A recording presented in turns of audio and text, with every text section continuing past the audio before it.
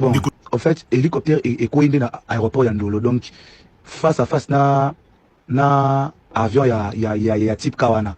Place Ekoyaka. Donc, yango peka andesika, yango peka esika Ekoyi. Donc, avion type Ekoyaki, libanda pena na ngamba prince, yango sko Ekoyi. Et tika peka mukie, Ekoyi peka na ngamba prince. Et moi, ba pilote wana, bazaki mo makati de Ekoyi disco na kati ka ba filer. Et alors, problème, normalement, hélicoptère ngai pelaté, mais, vu que maï les a quittés. Parce que si na kati aéroport Andolo avion ni mutuka ya mai exact et alors tant hélicoptère et soki zaki une intervention rapide n'engé pelaté mais puis n'engé cause on va dégâts alors na kati aéroport mutuka mai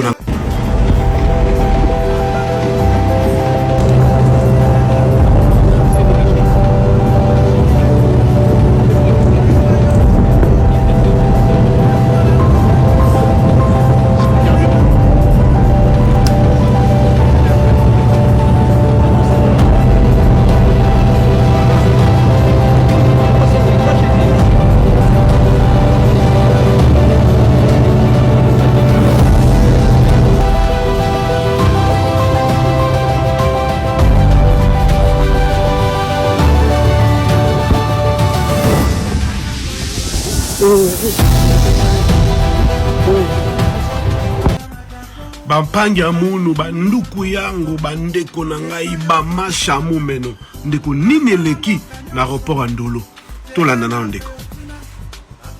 Bon, en fait, hélicoptère est coïndé dans l'aéroport Yandolo. Donc, face à face na avion ya type Kawana. Place Ekoyaka. Donc, yango peka andesika, yango peka esika Ekoyi. Donc, avion type Ekoyaki, libanda pena na ngamba prince, yango sko Ekoyi. Et tika peka mukie, Ekoyi peka na ngamba prince. Et moi, ba pilote wana, bazaki mo makati de Ekoyi disco na kati ka ba filer. Et alors, problème, normalement, hélicoptère ngai pelaté, mais, vu que maï les a quittés. Parce que si na kati aéroport Andolo avion ni mutuka ya mai exact et alors tant hélicoptère et soki zaki une intervention rapide n'engé pelaté mais puis n'engé cause on va dégâts alors na kati aéroport mutuka mai selon de kozolo bake mai ezate po ba pomper ba boma moto mai ezate oyo bazalaki na mai fallait bauta musika baya mais banzele zate nzela baya banzele kanga banzela ba sens unique oyo bemba tie botala mboka la bino ndezali ndeko bopesi mboka na bateau baza ba irresponsable soki botelemite boboto la bateau pouvoir ndeko bozo komisa vie na bino na bakoko na bino na nyonse kokoma pasi ekozala trop tard tango yango il faut to benga la bateau parce que balakisi ba limite na bango ciao masa bazo pekisa ko filmer ndeko na ngai ya bokanga ngo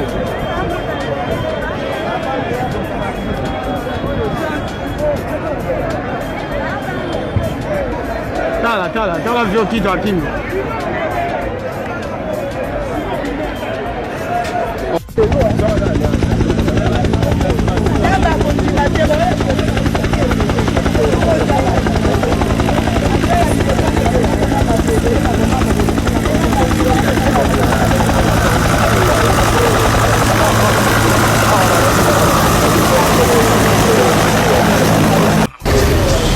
image bozomona oyo eza hélicoptère moko tosala crash ba 11h awa na aéroport militaire ya Ndolo. Gloire à Dieu aussi pour ekoyi na kati po soki ekoyaki libanda elingaki ezala tellement mabe bato bakufi te. Il y avait 3 pilotes à l'intérieur, de mindele na congolais moko, de bakufi mutu moko kaka nde se sauver na kati.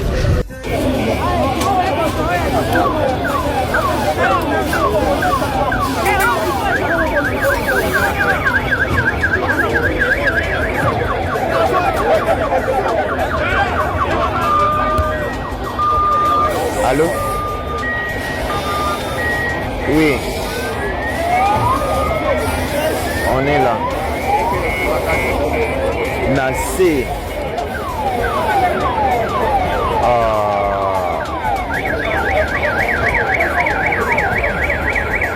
Il faut balonga pembeni wana hein.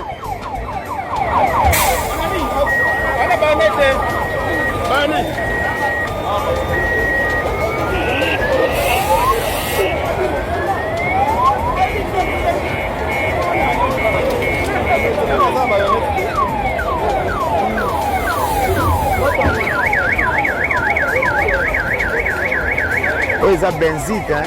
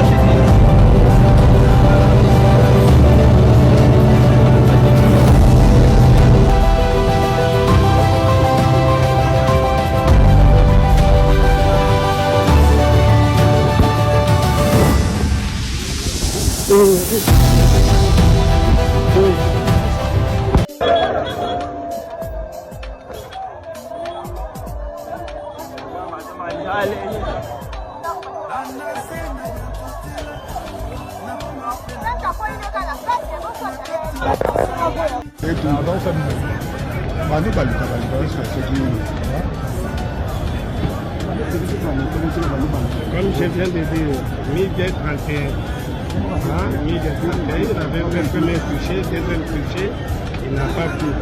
Et que les pilotes,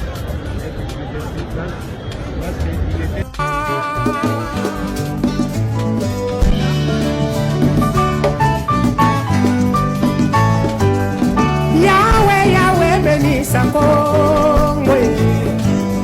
Yahweh, Yahweh, batela mi Congo. Yahweh, Yahweh, bénisse.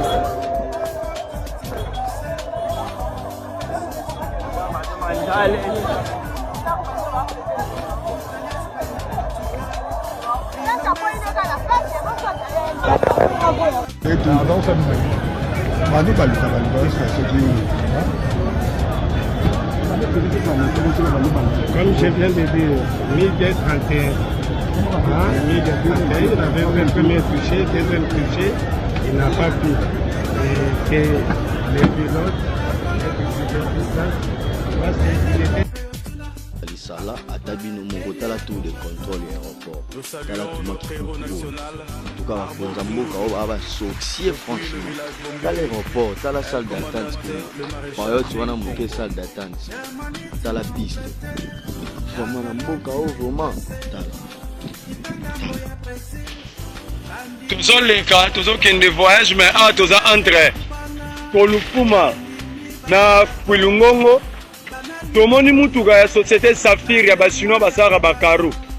Et ça l'accident awa apparemment ba dégeza ya makasi ba voilà na bana ba olo da bakaro.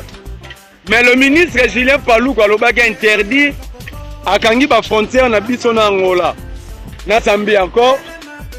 Alobaki que tokoki ko exporter te, tokoki ko importer te. Mais mutuka sans cesser l'accident ça prouve que ils ont exporté dans Bakaro outil na Kinshasa, dans la zone économique à Maluku et ils ont vers Angola. Mais entre-temps, ils laissent les Chinois exporter et importer.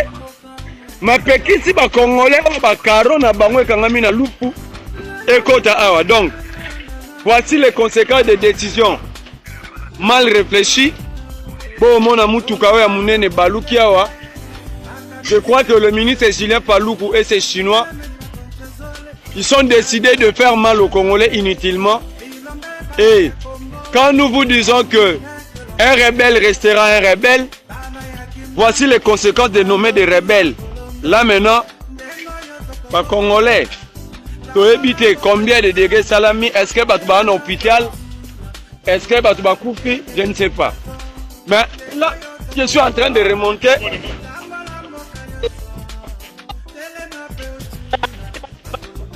Voilà, on prend des risques, les carreaux, yango yo, éléphant, ba carreaux oyo, le ministre yana ba sino ba zome ma yango yo.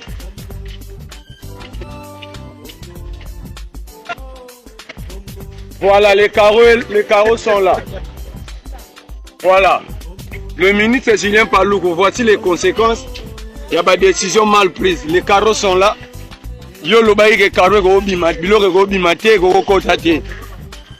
Vous interdisez aux Congolais mais une société Saphir en exportation. Donc ça dit que les carreaux sont dans le Congo et donc en Angola. Mais entre-temps, il y a un groupe de Congolais qui ont carreaux. Voilà, pilote les eaux de Maluku, commune Maluku. Voilà. Conséquence, il y a un accident au selon ma riverain. C'est depuis hier à 20h. Voilà. Sinon, il y a Saphir Moussala Basali, il y a un ministre Julien Paluku. Ouais, père, bonjour. Bonjour, mon frère. Tout le monde est général, là où tu as évité situation in autour le Bela. Bon, merci beaucoup de la parole. Malgré ce que sur le baguette. Ouais. C'est ça qui parole na c'est dit là. Oui, bien. Il y a des moutons à tout ni mituna. Ça souffrir. Nous sommes tous en amont mitou. On continue à répondre. Ouais, tu écoutes un général Bandego. Bonjour, Abino. Tu écoutes un général. Il est malin. Général Blaise, il est malin. Commissaire provincial, il y a police. Il y a la ville, il y a Kinshasa, il y a la police.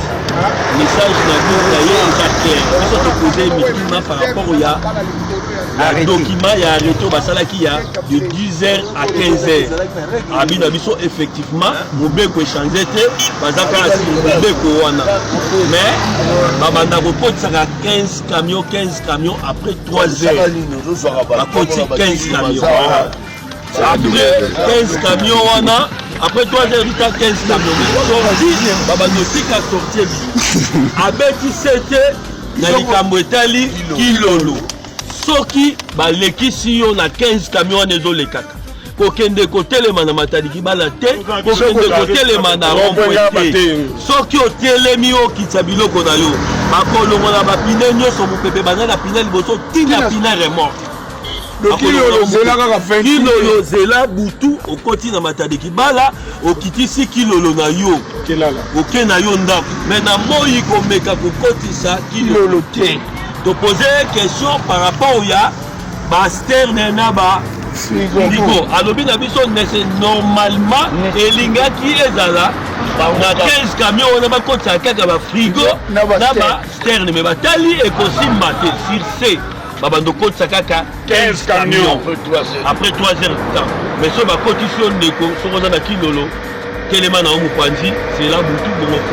Message est clair, le but va changer de mais jusque là, mais il va changer dans le thé. Mais il est à Yamwana. Ce qui 15 heures et bête, on n'est pas qu'à 15 heures. Babandoko na moi bouquet à voir. De tout moment déjà au cours de 14 heures, on a vrac. Les métiers pour 15 heures sont quittés déjà dans ma salle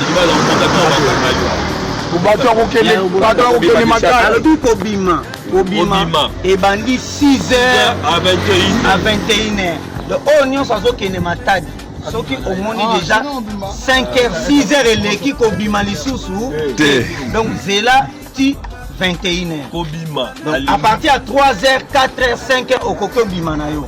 Mais 6 heures déjà, moi au bima, déjà à propos, il y a bambouteillage. Ah bon, il y a 15 camions, on a des okota, baba no kutanaka, na ba camion ils ont aligné le ko. Quand c'est ko bima na journée, exact. Bima ba 5 heures à 6 heures. Ah, le 5 heures à 6 heures. Kobima ezali de 5 heures à 6 heures. Faut pas noter bien, de 5 heures à 6 heures. Donc, à part 5 heures, 6 heures, Kobimate. 21 heures, Bima yo, 3 heures, 4 heures, Souka na yo, 6 heures, pour na Kobima. Si on l'équipe 6 heures, Kobima les sous télé.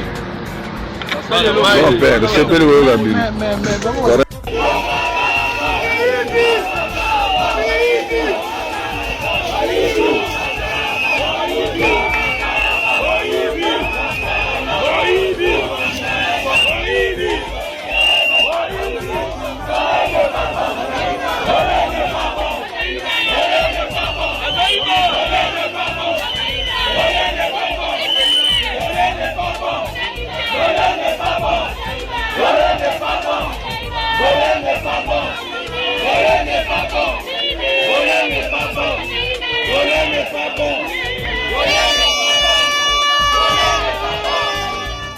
c'est tout politique, c'est pour l'intérêt personnel.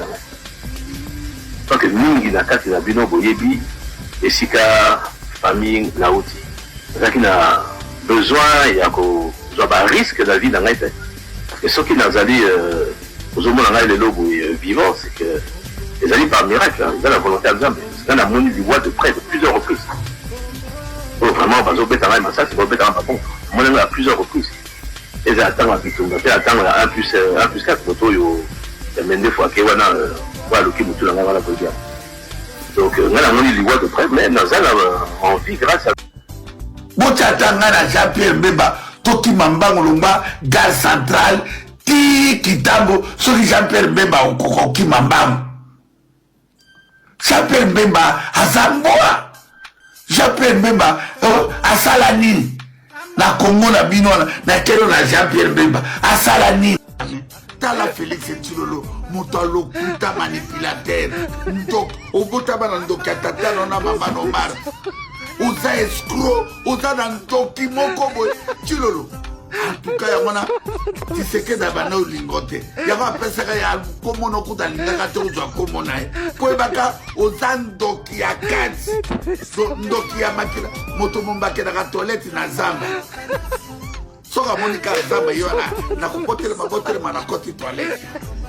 Nzambe banyoka pi fallait basoye bandakala basoye na bavur de bon discours atobuka banyoka area kota na bazamba kuna na mususu zamba ya kasa ya kina kuna akoti zamba to mona ko koti be pape pour zala kina ngote soki na bakasa ya nkonga soki bakasa nyolo ko sakuna na edite bande kuna nga autika kanzu ya ndo mona espace ya zamba te botelma libumeleki ko lialea biloko mosusu oleo meli masanga ebele epesaka candiskule na kati ese esali trombone ezo okomisi ka voiture edeni du botelema bandeko Félix Etilolo ateka mboka na biso ifetoritu. Tous ceux qui sont à la base de la hausse des prix de biens là, les spéculations au vendu de l'eau, Matembelekomi, au temps. La Mokilobi, au transport économique, au prix. La Moki, au nord,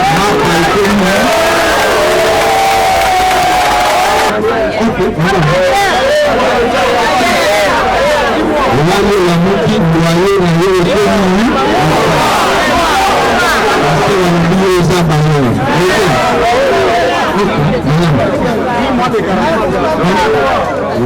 Moki garantie les allées à 3 mois, ils étaient à le deuxième cas à l'objet fini dans les choses. La pessimisation il y a pour Kanga Bakubiso.